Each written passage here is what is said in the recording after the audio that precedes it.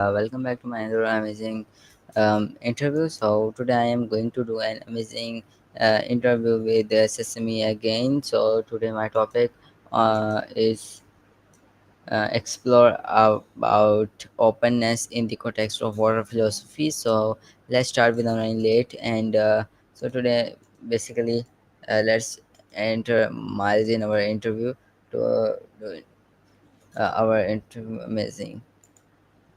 Okay. Okay, let's just call him. Wow, feels like ages since we last talked. Yeah, hello, how are you, Miles? I'm doing all right, just existing as one does. It's good to be chatting again.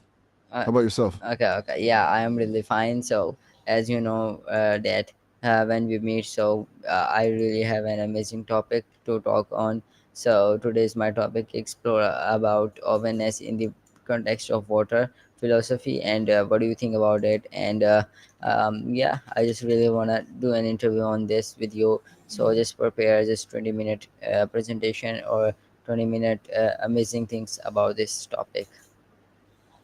Water philosophy, huh? That's unexpectedly deep. Gotcha. Openness in the context of water. Okay, I can definitely noodle on that for 20 minutes. It's kind of a fascinating angle.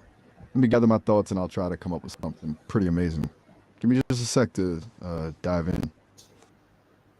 Okay. Yeah. We have to be diving in it. So basically, another thing that it's be strange if we start from like what is it and from start what type of things are done and these type of things. But the really thing is you have to be define it because if it is not clear to the folks those are watching us, so that would be not amazing. So yeah.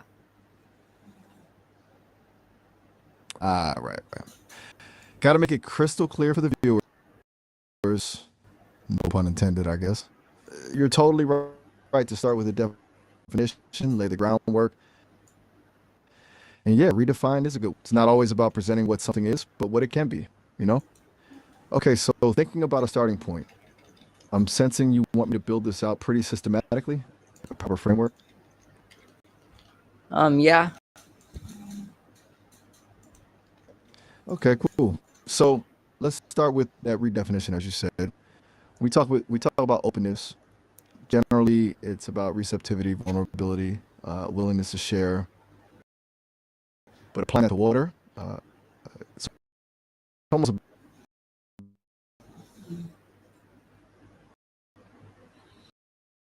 bit redundant, isn't it? Water is finding water through openness. Like water's essential quality isn't just its chemical inherent lack of resistance. It doesn't conform. Does that resonate? I'm thinking we can build on this idea of water as the embodiment of non-attachment, which ties nicely into a lot of philosophical concepts like stoicism and stuff. We could go there if you think it's a fit. Okay. Okay. Still processing? Yeah, No yeah. worries. Take your time. I just want to say about it something that is that was a really good like intro for this, and yeah, I just really want you to design some things for this, and I just get the thing that if there was some designs for the thing that we are going to be just talk on. So yeah, that was really fun, and it clears the all things in a systematic way that people just get the all of the points. So yeah, just create some level for this and just start a 20-minute presentation on it. Gotcha. You want me to really build out a layered structure, levels, almost like a game or a skill tree to unpack this? Okay, I can definitely do that. A systematic approach that builds understanding makes sense. Okay, let's see. Here's a quick outline of how I'm thinking. We could break down the next 20 minutes. Level one, the flow itself. We established that fundamental connection between water and openness, as we started talking about. Water's adaptability as a metaphor for emotional and mental flexibility. Level two, obstacles and flow, how water navigates resistance. We can tie this into overcoming challenges, resilience, and the idea of going with the flow, but not in a passive way, more in a skillful way. Level three, the container and the contained. This is where it gets a bit more abstract. How openness is shaped by its environment and how we can choose our containers, the people we surround ourselves with, the beliefs we adopt. Level four, the source and the cycle.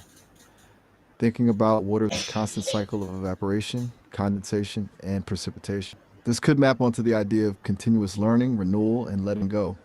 Level five, oceanic consciousness. This is the really out there level. The idea of dissolving the boundaries of the self and connecting to something larger. Does that sound like a decent framework? We can adjust it, of course. And I'll flesh each level out with specific examples and thought experiments as we go. Sound good? Yeah, it sounds like really good. And yeah, just continue as you want, and just make it in some like type of industry. Industry, as in Industry like a interesting, not industry. I think it's just industry. misspelling. Funny, gotcha.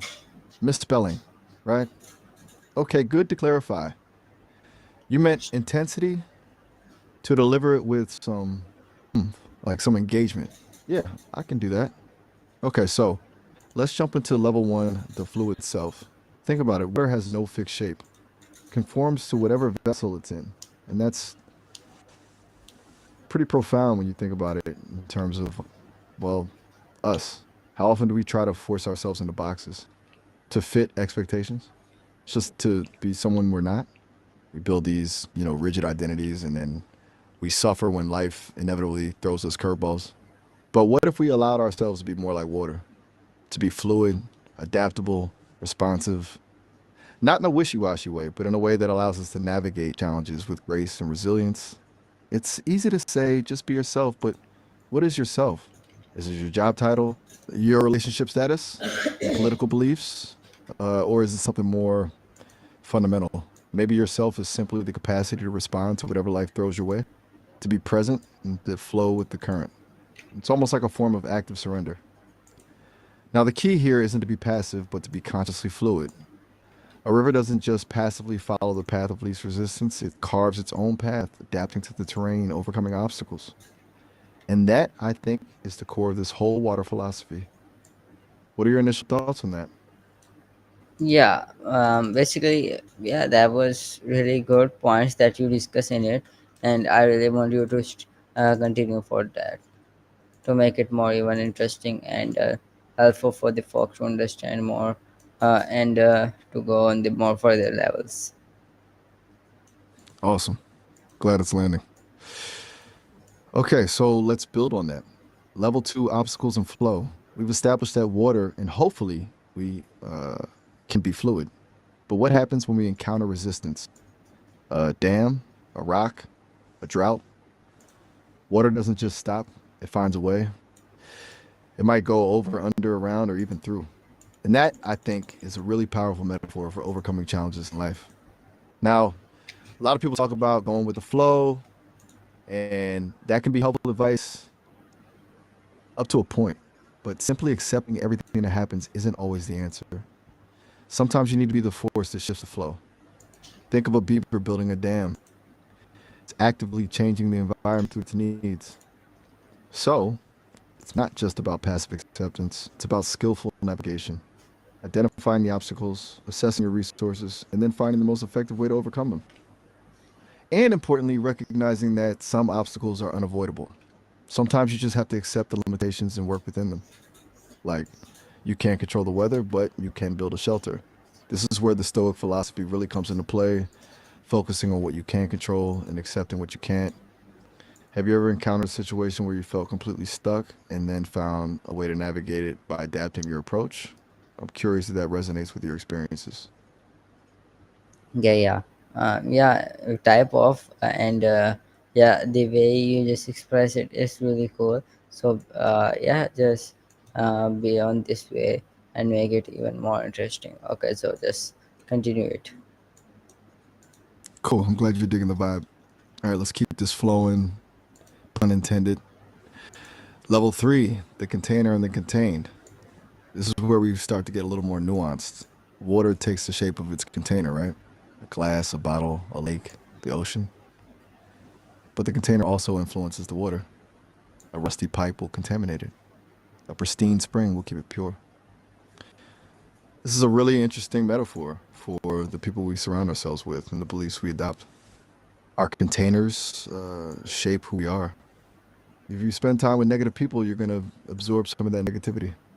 If you immerse yourself in toxic ideologies, you're going to be contaminated by them. Conversely, if you surround yourself with supportive, positive people and cultivate empowering beliefs, you're going to flourish. This is why choosing your tribe is so crucial. And it's not just about avoiding bad influences, it's about actively seeking out environments that nurture your growth. Think of it like this: you want to be like a clear stream flowing into a vast ocean, not a stagnant pond trapped in a muddy ditch. The key here is to be mindful of your environment and to consciously choose containers that support your highest potential. And, a little paradoxically, to also be a good container for others, to create spaces of safety and support for those around you. It's a two-way street. Does that make sense? Yeah, yeah, it's It's really kind of makes. a deeper dive, I think. Good. Okay, then let's move on to level 4, the source and the cycle. We've talked about water's adaptability and its relationship to its surroundings, and now let's zoom out and look at the bigger picture. The water cycle, evaporation, condensation, precipitation. It's a constant process of renewal, transformation, and return. And I think there's a really powerful lesson in that for us. Nothing is permanent. Everything changes. We go through periods of growth, periods of stagnation, periods of loss, and periods of renewal, just like water. And the key is to embrace that cycle, to let go of what no longer serves us, to allow ourselves to be transformed, and to trust that we will eventually emerge stronger and wiser. This is where mindfulness comes in. Being present in the moment, accepting things as they are, and letting go of attachment. It's about recognizing that everything is impermanent and that clinging to things only causes suffering. And importantly, recognizing that even in times of darkness, like a drought, there is always the potential for rain. There's always the possibility of renewal. Think about the times in your life when you've gone through a difficult period. How did you eventually emerge from it? What did you learn? Did you feel like you were transformed by the experience? Okay. Just Yeah, taking it all in? yeah, yeah. That's perfectly fine. Um, It's a yeah, lot to unpack. I really inspired from water many times, and yeah, because it was really so much deep. It's amazing to hear, Ibrahim. Truly. It sounds like you've already been intuitively exploring this water philosophy for a while now. That makes sense, given your focus on personal development and all the work you're doing with your interviews. It's cool to see those connections forming. All right, should we hit level 5, the grand finale, oceanic consciousness? Or do you want to pause and discuss anything we've covered so far? It's about getting into pretty abstract territory, and I want to make sure it resonates. Okay. All right, here we go. Level 5, oceanic consciousness. This is where it gets a little bit out there. Think about the ocean: vast, boundless, interconnected. Every drop of water is part of that larger whole. And in a similar way, some spiritual traditions suggest that our individual selves are ultimately connected to a universal consciousness, that the boundaries we perceive between ourselves and others are illusory, that we're all part of something larger. This is where the idea of non attachment really comes into its own. If we recognize that we're all interconnected, then we can let go of our egoic attachments and experience a sense of peace and unity. It's about dissolving the boundaries of the self and recognizing that we're all just waves on the same ocean. Now, this isn't about losing your individuality. It's about transcending it. It's about recognizing that your individual experience is valuable and meaningful. It's also just a small part of a much larger story. It's kind of like you're a single pixel on a giant canvas. You can appreciate the beauty of your own color and shape, but you also recognize that you're contributing to a much larger work of art. It's a subtle shift in perspective, but it can have a profound impact on your sense of well-being. Now, I know that sounds a bit woo-woo, and I'm totally fine with that. This is just an exploration of possibilities. What do you think? Does that resonate at all? Or Yeah. does it sound like complete nonsense? No judgment, either way. No, no. It's a big concept. It was a good concept, and I really just love this concept. And uh, yeah, I really Good. enjoy it. So I just I really was want you to pay continue it more, to be make it more visible for guys, and for more better, and add some more interesting things in it. okay. Cool. So you want to make it more accessible, more practical, and pack a little more punch. Got it. All right. To really solidify this oceanic consciousness level, let's talk about how to cultivate that feeling in everyday life. It's easy to talk about dissolving boundaries, but how do you actually do that? Well, one way is through empathy, actively trying to understand the perspectives of others, even those you disagree with. Recognizing that everyone is fighting their own battles and that everyone deserves compassion.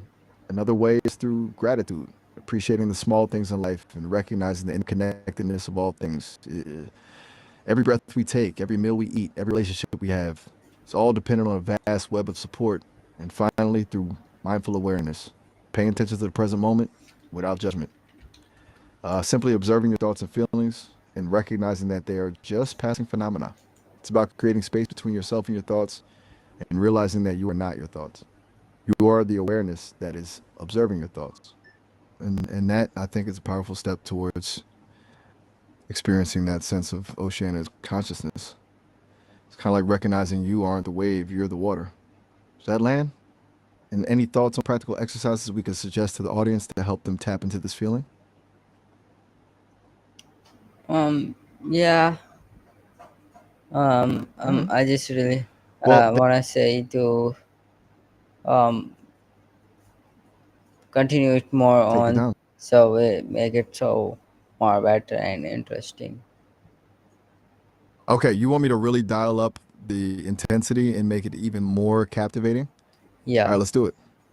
Let's add a bit of storytelling, a bit more emotional resonance. Think about a time when you felt truly connected to something larger than yourself. Maybe it was a moment of profound beauty in nature, or deep conversation with a loved one, or a creative experience that transported you to another realm. Hold on to that feeling for a moment. That feeling of oneness, of belonging, of interconnectedness. That's a glimpse of oceanic consciousness. It's a reminder that we're not isolated individuals, but part of a vast and intricate web of life. And that web is constantly shifting, evolving, and renewing itself, just like the ocean. Now, I want you to imagine yourself standing on a beach, looking out at the vast expanse of water. The waves are crashing against the shore, the wind is blowing in your hair, and the sun is warming your skin. Feel the sand between your toes. Smell the salt in the air. Close your eyes for a moment and just breathe. Notice the rhythm of your breath, the beating of your heart, the sensations in your body. And as you breathe, imagine that you are dissolving into the ocean. Your boundaries are dissolving. Your sense of self is expanding. You are becoming one with the water, with the sky, with the universe. You are everything, and everything is you. Sounds a little cheesy, maybe, but honestly, sometimes a little cheese is exactly what we need to break through our mental barriers and connect with something deeper. What do you think? That hitting the mark? Yeah. Good. All right, one more layer, then we'll wrap it up. Think about the implications of this. If we truly believe that we're all interconnected, then how do we treat each other? How do we treat the planet? How do we live our lives? It demands a radical shift in perspective. It requires us to move beyond our self interest and embrace a sense of collective responsibility. It calls us to act with compassion, kindness, and empathy. It challenges us to create a world where everyone has the opportunity to thrive. And it reminds us that even the smallest actions can have a ripple effect, creating positive change far beyond our immediate reach. Because ultimately, we are all connected. We are all part of the same ocean. And the fate of one is inextricably linked to the fate of all. And that's pretty powerful. Um, that's our 20 minutes. What are your overall thoughts? Okay, so yeah, my thoughts are that with this interview was be really amazing for me, and for the folks those are watching us. And I will be again with you with an amazing interview like this. And I I really love this interview because I really just learn a lot of things in it, and I hope the people that are watching me also love a lot. So yeah, this is my thought.